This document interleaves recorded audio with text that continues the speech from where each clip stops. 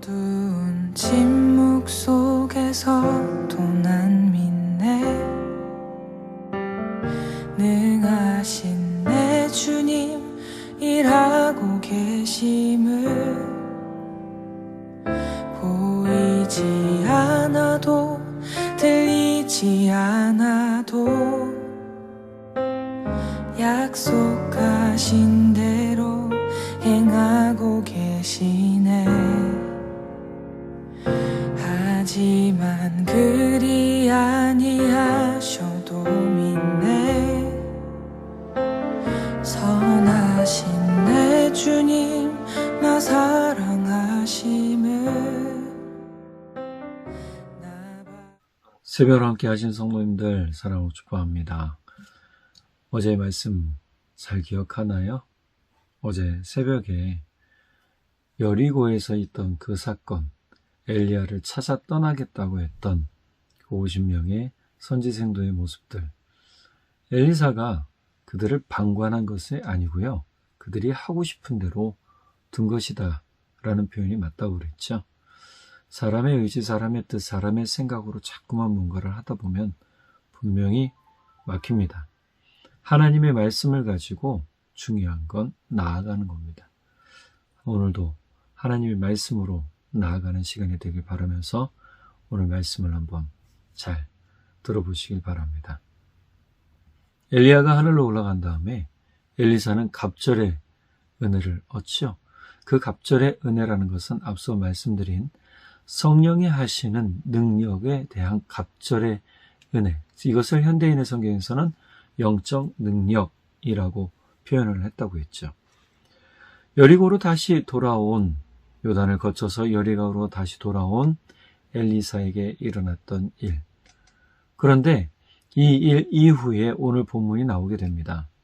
오늘 본문에서는 사람들이 엘리사에게 와서 이 여리고가 얼마나 비옥한 땅인지 말해주죠. 그런데 중요한 것은 물이 문제였습니다. 이 여리고라는 성은 앞서 여호수아가 하나님의 명령을 따라서 모세의 지도자가 된 이후에 요단강을 건너 첫 번째 전쟁을 치른 장소이기도 하죠. 여리고라는 성은 참 거대했고 컸습니다. 많은 사람들이 살고 있었고요. 그래서 이 성경에 보면은 여리고로 떠났던 12명의 정탐꾼이 가지고 온 그 과일을 보면 얼마나 좋은 땅인지, 비옥한 땅인지 잘 보여주고 있습니다. 그런데 오늘 본문에서는 이 땅에 문제가 있는 거예요. 사실 땅은 좋은데 뭐가 문제가 있다고요? 물이 문제가 있다라고 얘기를 해요. 엘리사는 이 문제를 해결하라고 어떻게 했냐? 새 그릇에 소금을 담아 가지고 오라고 합니다.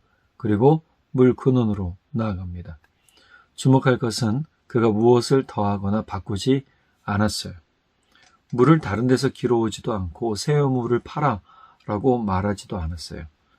그는 문제가 시작된 그 물의 근원으로 나아가서 그 자리에서 그 소금, 그것들을 뿌린 다음에 하나님의 말씀을 선포하죠.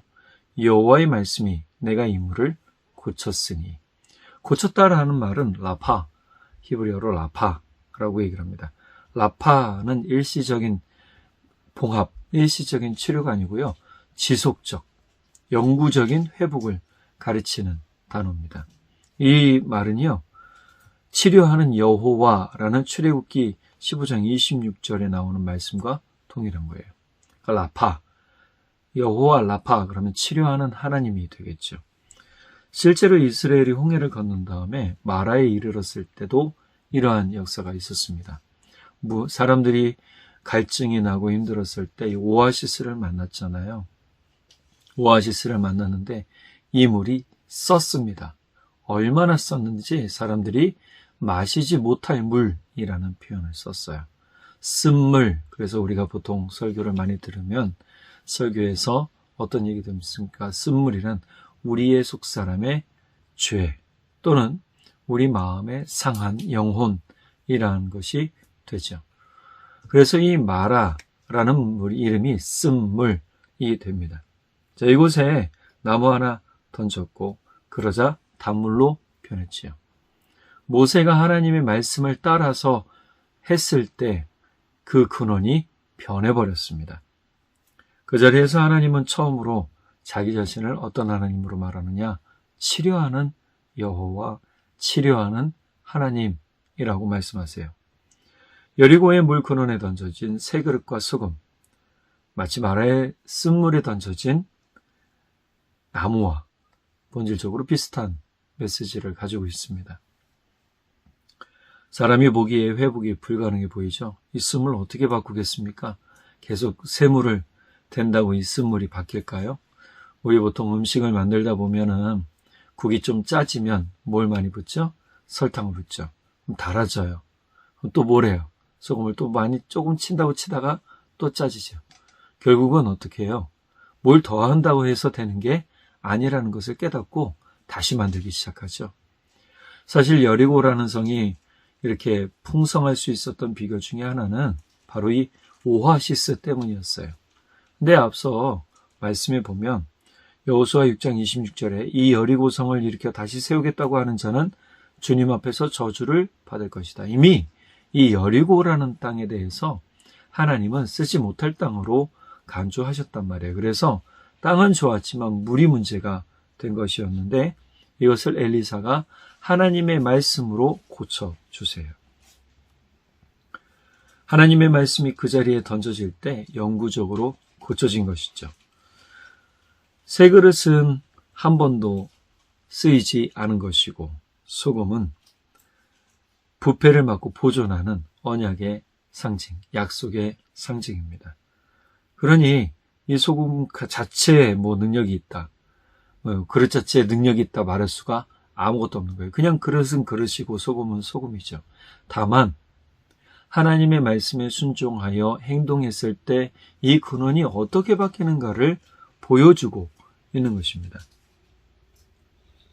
그래서 결과는 일시적인 호전이 아니라 오늘에 이르렀다라는 것은 이 지금 열왕기하가 쓰여진 시점에서 더 과거에 일어났던 일임을 이야기해주고 있는 것이죠.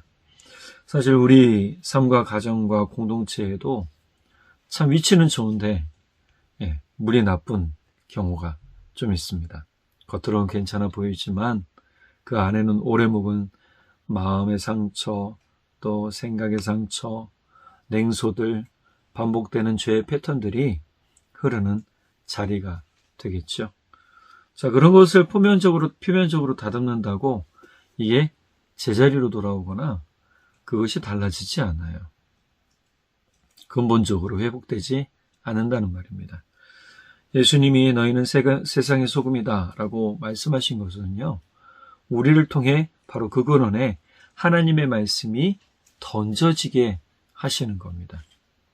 그래서 이 던져짐으로 인해서 한결같이 부패를 막고 생명을 보존하는 존재로서의 정체성을 가지고 살라라고 말씀하시는 거예요. 이제 예수님의 말씀은 곧 마라에 던져진 나뭇가지, 또 오늘 말씀 여리고에 있는 오아스에 던져진 소금이 담긴 그릇의 모습처럼 우리도 세상 가운데 이렇게 험한 환경에 던져지게 된 것이죠.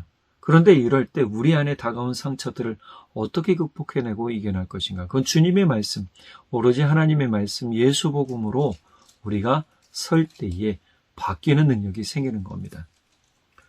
사실 우리 삶 속에서 중요한 것을 하나 좀 떠올려 보시기 바랍니다. 혹시 내가 마음에 상처받은 것이나 또는 내 삶의 트라우마로 남는 것이나, 우리가 심리학적으로 보면은 우리 쓴뿌리, 내가 상처받은 시점에서 올라오는 것들이 분명히 있거든요. 근데 이것이 제거가 되지 않으면 결국 좋은 열매, 좋은 물, 좋은 땅이 되지 못하는 것이죠.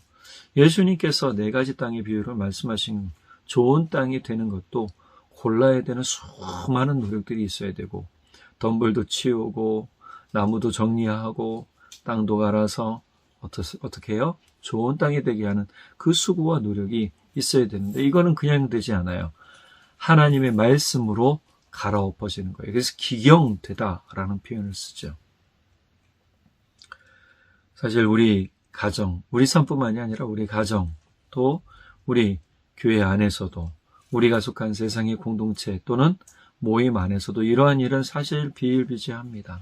그럴 때마다 우리는 상처받았어 라고 위축되는 게 아니라 어떻게 해야 되는가 라고 생각해 봐야 되는 거예요. 골로새서 4장 5절 6절에서 바울은 이렇게 얘기합니다. 외인에게 대하여는 지혜로 행하여 세월을 아끼라. 너희 말을 항상 은혜 가운데서 소금으로 맛을 냄과 같이 하라. 그리하면 각 사람에게 마땅히 대답할 것을 알리라. 근데 이게 좀 말이 어렵잖아요. 그래서 메시지 성경을 제가 봤어요. 이렇게 번역이 되어 있더라고요. 교회 밖의 사람들 가운데서 일하며 살아갈 때는 지혜롭게 행하십시오. 좋은 기회를 놓치지 마십시오. 모든 기회를 선용하십시오. 말할 때에는 은혜가 넘치게 하십시오.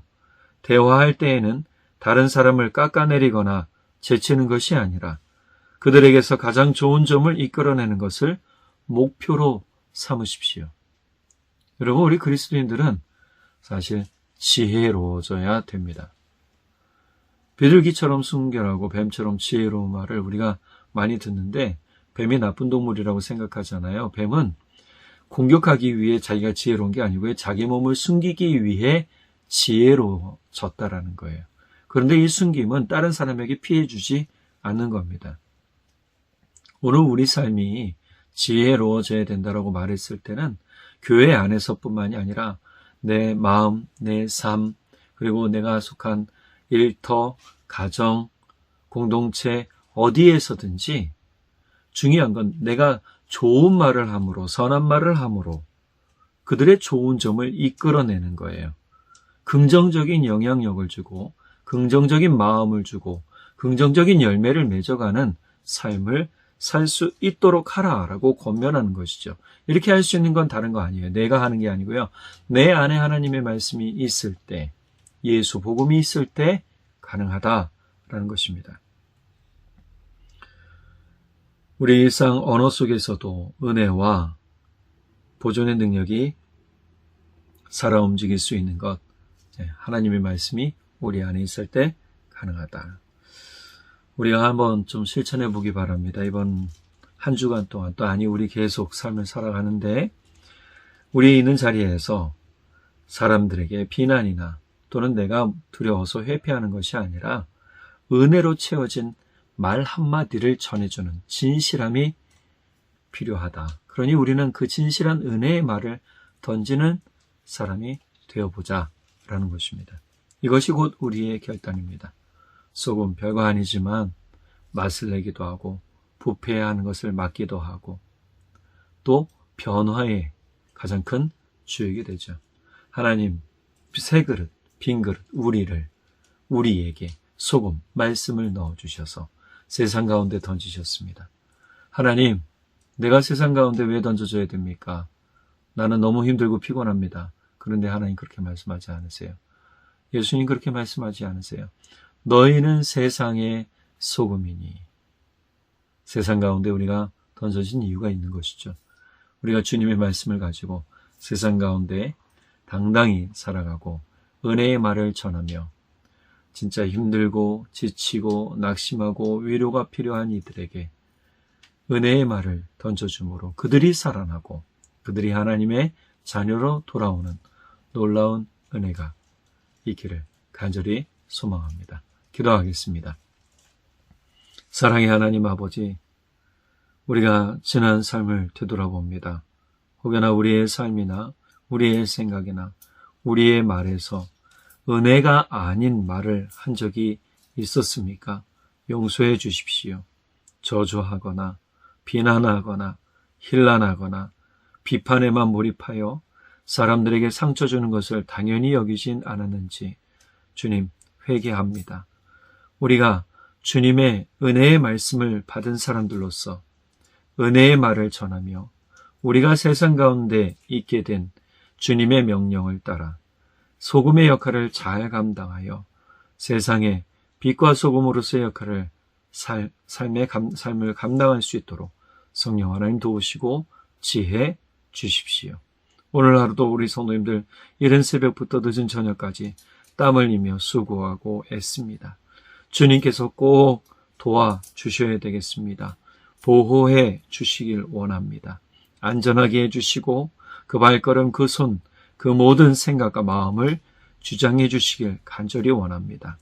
오로지 말씀을 그 좋은 밭에 뿌릴 때 30배, 60배, 100배의 결실이 맺어지는 것처럼 오늘 우리 삶에도 선함을 뿌려 주님의 선함의 열매, 지혜의 열매를 거두는 복이 있게 해 주십시오. 주님께서 크신 은혜와 사랑 가운데 우리 모두를 지키시고 목자되어 인도해 주실 것을 믿고 감사드리며 우리 주님 예수님의 이름으로 기도드렸습니다. 아멘. 우리 성도님들 오늘 하루도 예수님의 말씀을 꼭 마음 깊이 새기시고 기억하시며 살아가시길 간절히 바랍니다.